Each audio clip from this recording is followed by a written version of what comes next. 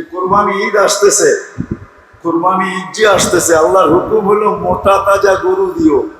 কি কেন জানেন? কেন যেটা আপনি দিলেন এটা মিজানের পাল্লায় 70 গুণ ওয়েট, ওজন হয়ে ওয়েট হবে।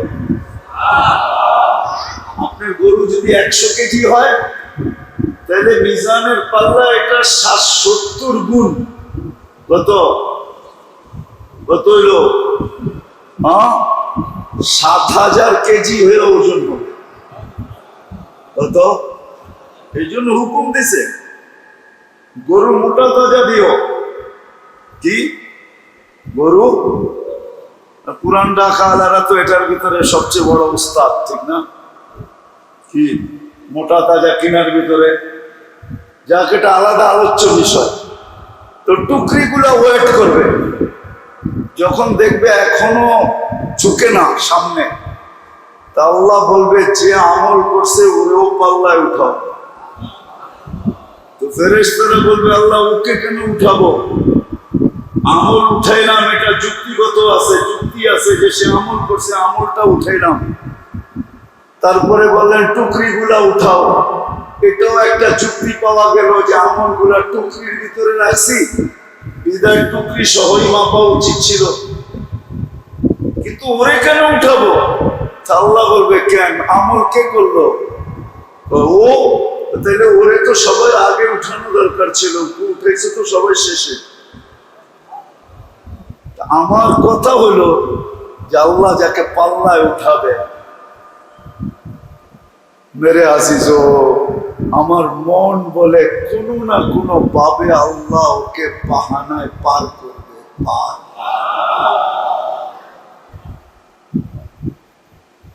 তো আসেন আসল কথায় আসেন, যে দুনিয়ার জীবনে কিছু জিনিসের যেরকম বিকল্প নাই, এই দুনিয়ায় সুখী হওয়ার জন্য, হ্যাপি হওয়ার জন্য, আর চিরদিন আখেরাতে হ্যাপি হওয়ার জন্য রব্বে কাবার কসম, আমলের কোনো বিকল্প নাই, কোনো বিকল্প নাই, আমলের কোনো বিকল্প নাই।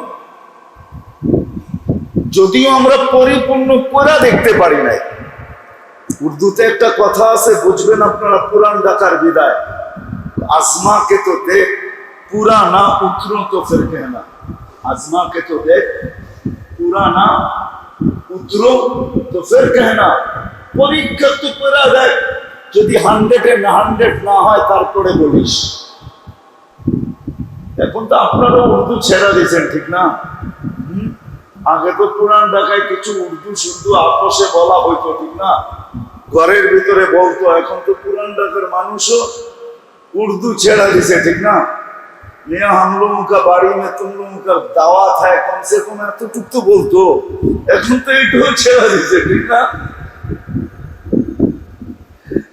আগে তো এতটুকু বলতো মিয়া কাল আইয়েগা না, তো এখন তো এটাও ছেড়া দিছে। এই ঐতিহ্য কি শেষ।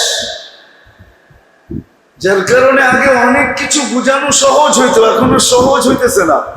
এখন আর ইয়াং জেনারেশন এটা জানে না। তো যেটা বলতেছিলাম, আমলের কোনো বিকল্প নেই, আমলের কোনো বিকল্প নেই।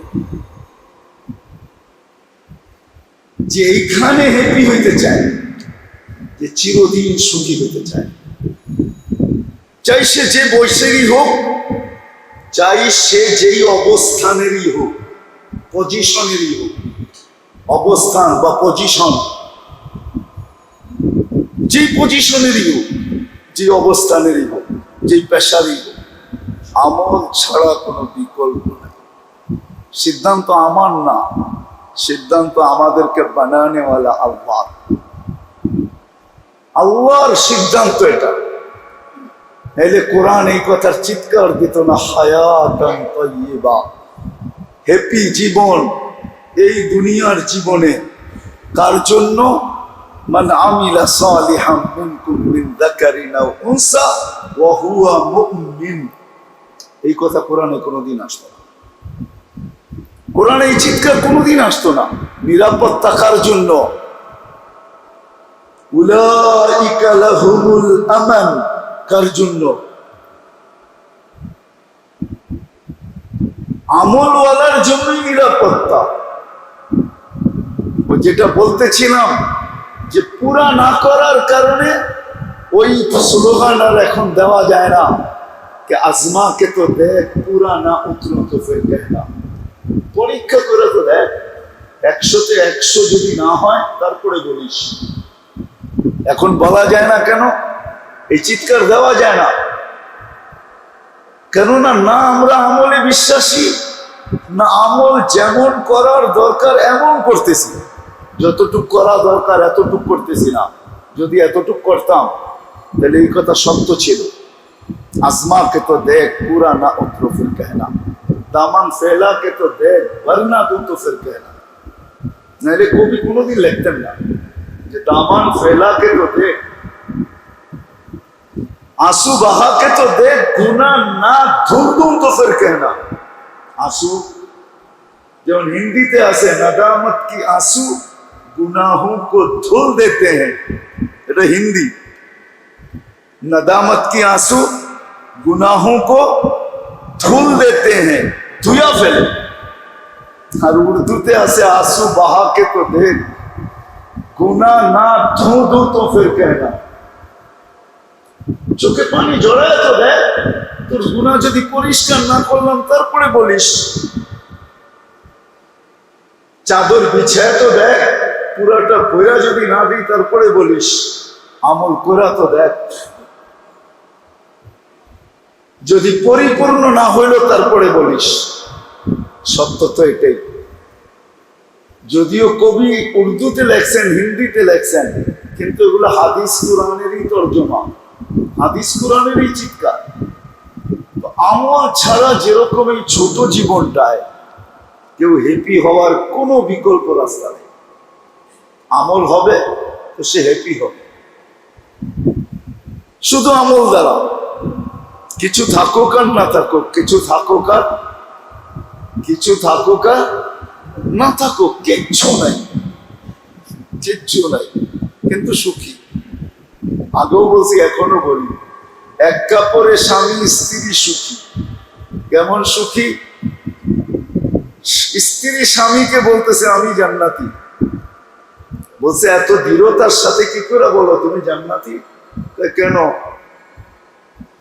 সবরের বদলা জান্নাত, এটাই তো আল্লাহর ঘোষণা, রসুলের ঘোষণা। আর আমি যতদিন তোমার বাড়িতে আসছি এক কাপড়ে দুজন, আমি সবর করতেছি, না চাহিদা না অভিযোগ। আমার কোনো চাহিদা নাই, আর তোমার বিরুদ্ধে কোনো অভিযোগ নাই।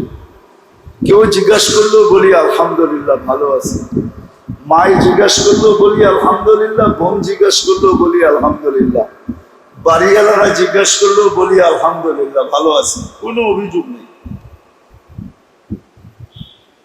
তো স্বামীর মনটা খারাপ হয়ে গেছে, ও তো জান্নাত বানায় নিল সবর করা, আমি জান্নাত বানাবো কি দিয়া?